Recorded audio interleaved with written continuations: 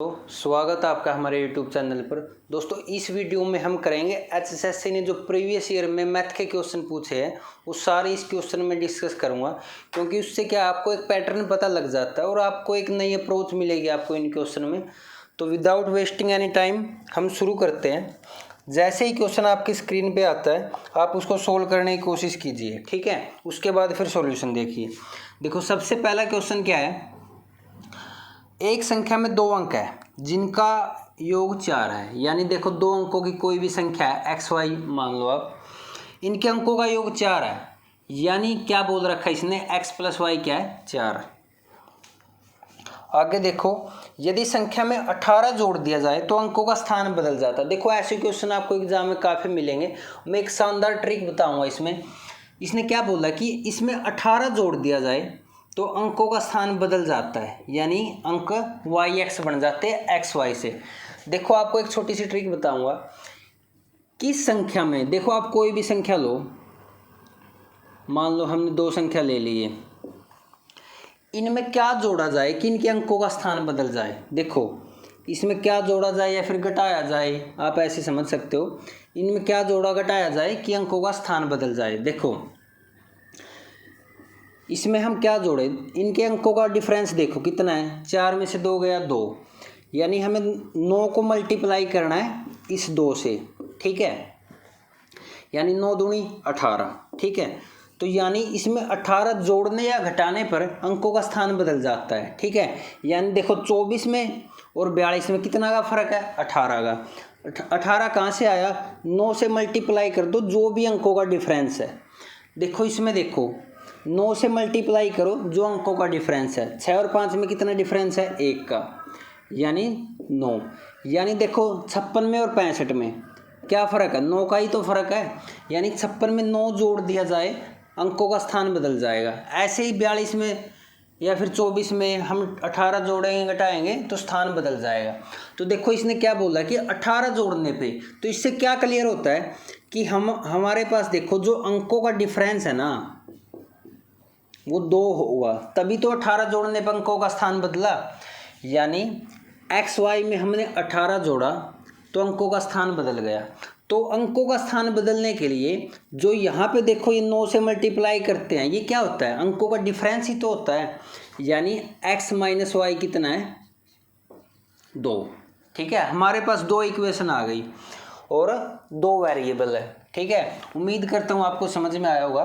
तो एक बार और बता देता हूँ, किसी भी संख्या में देखो किसी भी संख्या में क्या जोड़ा जाए कि अंकों का स्थान बदल जाए, तो हम क्या करते हैं, 9 से मल्टीप्लाई करते हैं अंकों के डिफरेंस से, तो अंकों का स्थान बदल जाता है। देखो एक्स वाई था, मैंने 9 से मल्टीप्लाई करके एक्स माइनस वाई किया और वाई एक्स बन गया हमारा ये, ठीक है।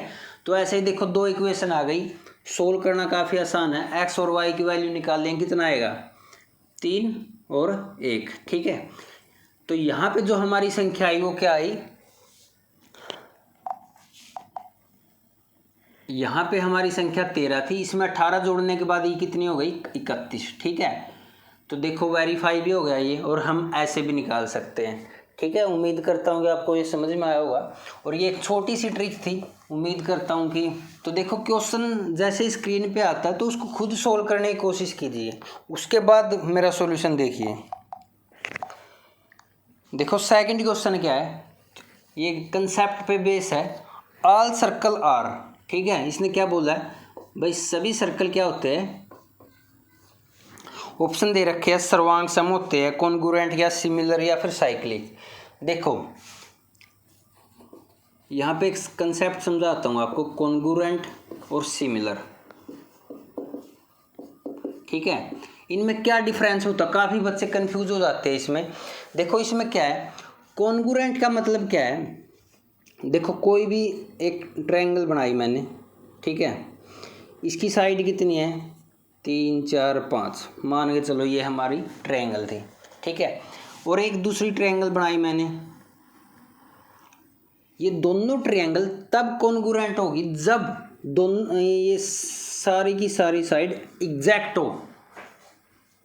देखो कॉन्ग्रुएंट का मतलब क्या है, बिल्कुल एग्जैक्ट हो, यानी जब बिल्कुल एग्जैक्ट सेम हो ना तभी हम कॉन्ग्रुएंट बोलेंगे। देखो ये दो ट्रायंगल बनाई, इसके डायमेंशन क्या थे 3 4 5, और ये ट्रायंगल थी इसके डायमेंशन भी 3 4 5 थे, तभी हम इनको कॉन्ग्रुएंट बोलेंगे। ठीक है, जब एग्जैक्ट सेम हो डायमेंशन। और सिमिलर में क्या होता है कि सिमिलर में सिर्फ सेम शेप सेम होनी चाहिए। देखो एक ट्रायंगल ये थी और एक ट्रायंगल ये है, ठीक है, दोनों की सेम शेप तो सेम है, दोनों ट्रायंगल है, लेकिन इनके डायमेंशन अलग अलग है, तो इनको हम सिमिलर बोल सकते हैं। ठीक है, तो उम्मीद करता हूँ आपको समझ में आया होगा। कॉन्ग्रुएंट का मतलब क्या होता है, एग्जैक्ट सेम, एग्जैक्ट कॉपी बोल सकते हो आप। ठीक है, और सिमिलर में क्या होता है, सिर्फ शेप सेम होनी चाहिए। तो सर्कल बताओ अब, ऑल सर्कल आर, देखो ये भी सर्कल है, ये भी सर्कल है और ये भी सर्कल है। ठीक है, तो ये देखो इनकी शेप तो सेम है लेकिन डायमेंशन तो अलग है, इसकी रेडियस कुछ है, इसकी कुछ है, इसकी कुछ है। तो ये देखो ये क्या हुए, ये सभी क्या हुए, सिमिलर हुए, न कि कॉन्ग्रुएंट। तो आपको कॉन्ग्रुएंट और सिमिलर का कंसेप्ट क्लियर हुआ होगा। सिमिलर में शेप सेम होनी चाहिए, डायमेंशन कुछ भी हो सकते हैं। तो ऐसे कंसेप्ट बेस्ड क्वेश्चन भी काफ़ी मिलते हैं। ये एचएसएससी का ही प्रीवियस ईयर क्वेश्चन है। देखो अगला क्वेश्चन क्या है, एक सर्कल दे रखा है, सर्कल के अंदर ट्रायंगल है,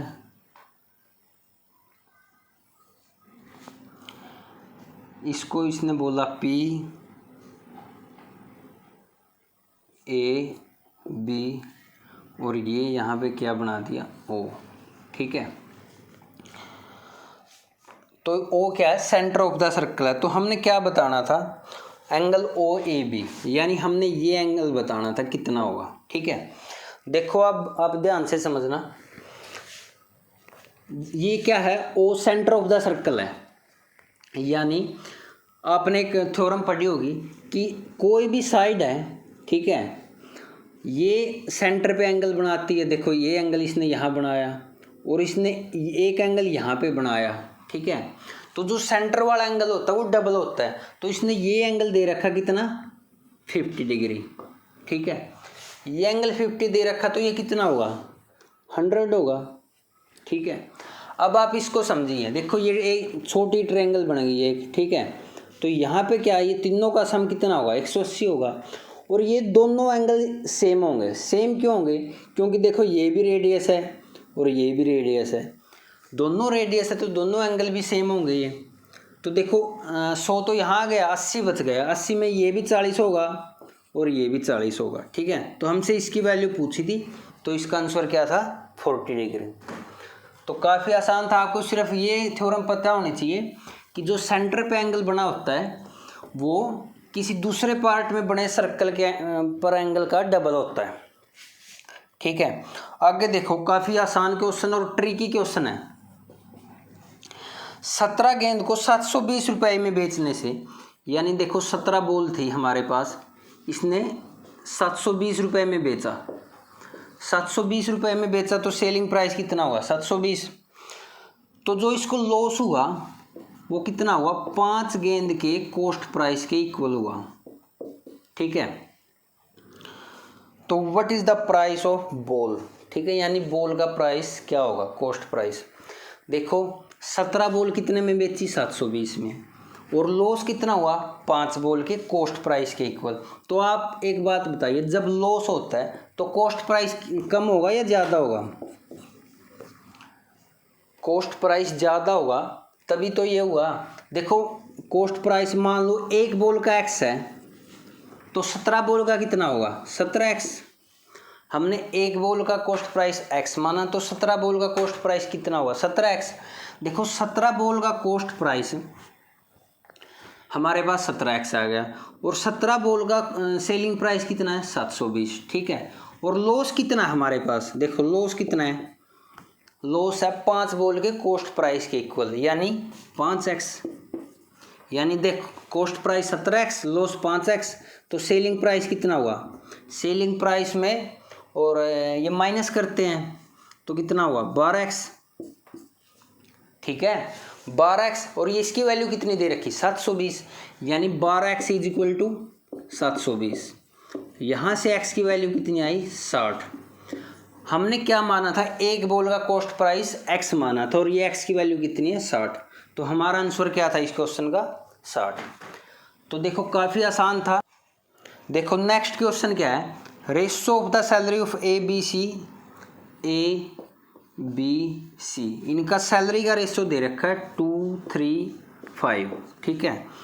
तो इसने क्या किया, एक को 10% बढ़ाया, 15%, 10% और 20%। तो हमने क्या बताना था, नया रेशो बताना था।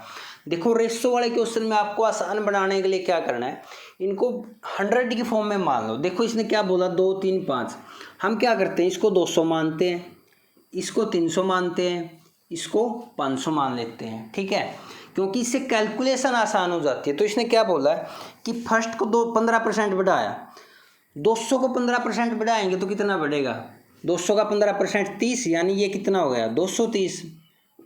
आगे क्या बोला इसने, इसको 10% बढ़ाया, 300 का 10% कितना हुआ 30, यानी ये कितना हुआ 330। इसको कितना बढ़ाया इसने 20%, 500 का 20% कितना हुआ 100, यानी ये कितना हो गया था हमारे पास 600। देखो कितना आसान हो गया, क्योंकि इनकी परसेंटेज निकालना आसान हो जाता है। तो यहाँ से रेशो कितना आएगा 23, 33 और 60, ठीक है। तो ये रेशो आ गया हमारे पास। तो इसका जो आंसर था वो कितना क्या था 4, यानी डी ऑप्शन इसका राइट था। देखो अगला क्वेश्चन क्या है, एक अंश और हर है। देखो आपने ऐसी फॉर्म देखी होगी फ्रैक्शन की, अंश डिवाइड में हर, ठीक है, ये होता है। तो इसने क्या बोला, इसको हम क्या मान लेते हैं, मान लो ये XY है, ठीक है। तो देखो इसने क्या बोला है कि जो यदि अंश उसके हर से 5 कम है, ठीक है, यानी जो अंश है x हर से 5 कम है, ठीक है। तो एक इक्वेशन तो हमारे पास ये हो गई क्वेश्चन के अकॉर्डिंग। अगली बात इसने क्या बोली कि यदि हम अंश को 9 बढ़ा दें, यानी x को 9 बढ़ा दिया और हर को डबल कर दिया, यानी 2y कर दिया, तो जो नया फ्रैक्शन बना वो कितना बना है 5/8, ठीक है।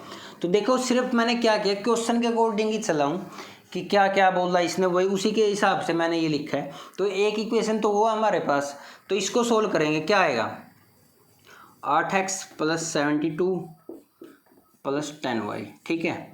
तो यहाँ से सोल्व करेंगे कितना आएगा 8x - 10y = -72।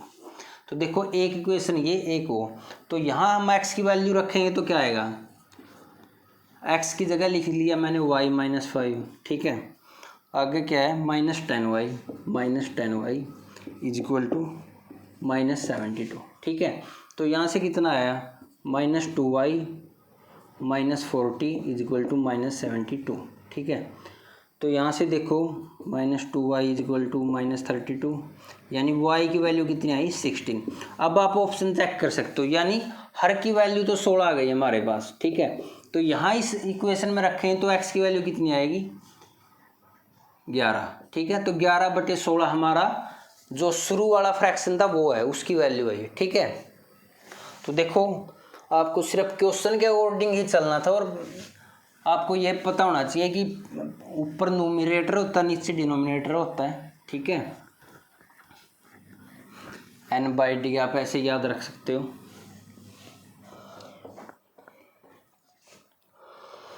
देखो अगला क्वेश्चन क्या है, इसने प्रोडक्ट ऑफ 2 नंबर, देखो 2 नंबर है, इनकी प्रोडक्ट दे रखी है 4107। तो इसने क्या बोला, HCF ऑफ दीज नंबर, इनका HCF कितना है 37। तो इसने हमने क्या बताना था कि बड़ा नंबर बताना था कौन सा है, ठीक है। तो देखो 2 नंबर है, HCF 37 है। HCF का मतलब क्या होता है, हाईएस्ट कॉमन फैक्टर, यानी इनमें जो 2 नंबर हमने कंज्यूम किए x और y, उनमें कॉमन सिर्फ 37 है। तो देखो आपको एक पता होगा LCM × HCF क्या होता है, प्रोडक्ट ऑफ 2 नंबर। प्रोडक्ट यहाँ पे कितना दे रखा है 4107, HCF की वैल्यू कितनी है 37, तो LCM की कितनी होगी, देखो इसको सोल्व करेंगे, ये कैंसिल होएगा, यहाँ से आएगा 111, ठीक है। यानी LCM हमारे पास 111 है और HCF है 37। तो 37 इंटू 111 करेंगे तो कितना आ रहा है 4107। तो हमारा ये एक्यूरेट आ रहा है। तो इसका मतलब क्या हुआ, जो बड़ा नंबर है वो कितना है 111। ठीक है, तो उम्मीद करता हूँ आपको समझ में आया होगा। ये काफ़ी मोस्ट इम्पोर्टेंट फार्मूला है कि HCF into LCM is equal to product of two number. तो ये क्वेश्चन बार बार एग्जाम में आता है।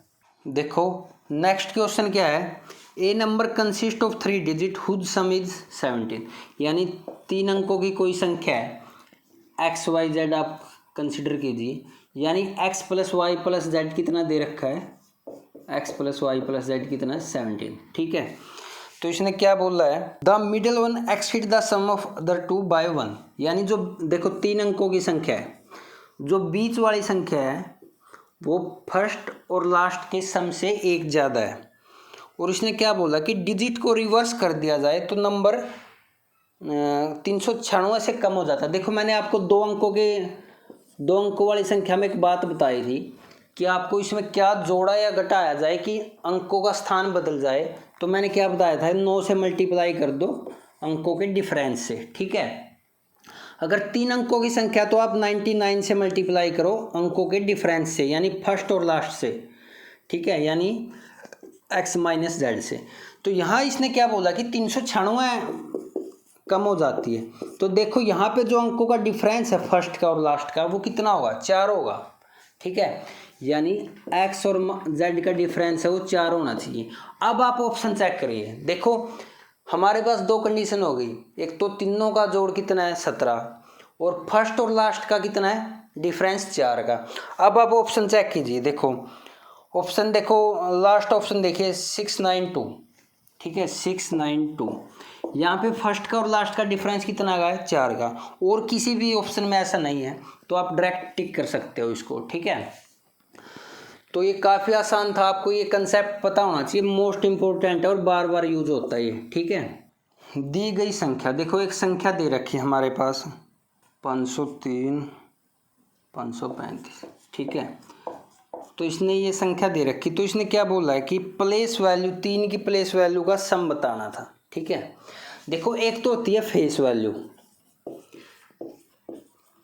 फेस वैल्यू क्या होती है, जो आपको आपका चेहरा देख के आपकी जो वैल्यू उसको फेस वैल्यू बोलते हैं। ठीक है, देखो ये एक मजाक था। देखो मैं यहाँ पे जाकर 5 की फेस वैल्यू पूछूँ ना तो कितनी होगी, 5 की 5 होगी, 3 की 3 होगी, 0 की 0 होगी, मतलब जो भी अंक है उसकी फेस वैल्यू वही होती है। ठीक है, एक होती है प्लेस वैल्यू। देखो प्लेस वैल्यू में क्या फ़र्क है, देखो इसने क्वेश्चन में क्या पूछा कि 3 है जो इसकी प्लेस वैल्यू का सम। देखो इसमें 2 3 है, एक ये एक ये, जो ये है इसकी प्लेस वैल्यू कितनी होगी, तो इसकी देखो ये सेकंड नंबर पे है तो देखो 3, इसकी जगह 0, यानी इसकी प्लेस वैल्यू कितनी हुई 30। इस 3 की मैं बात करूं तो क्या होगी, ये देखो 3 आगे तीनों 0। ठीक है, यानी 3000, ये 3000 ये 30 दोनों का सम करेंगे कितना आएगा 3030। ठीक है, तो देखो ये क्वेश्चन थे, सभी के सभी प्रीवियस ईयर क्वेश्चन थे। इससे आपको आइडिया मिल जाता है कि एग्जाम में कैसे कैसे क्वेश्चन आते हैं। मैं ये PDF टेलीग्राम पे शेयर कर दूंगा, आप सोल्व करने की कोशिश कीजिए, जो क्वेश्चन नहीं बनता आप तब सॉल्यूशन देखिए। ठीक है, तो ऐसे ही वीडियो के लिए जुड़े रहे हमारे साथ। Thank you and all the best.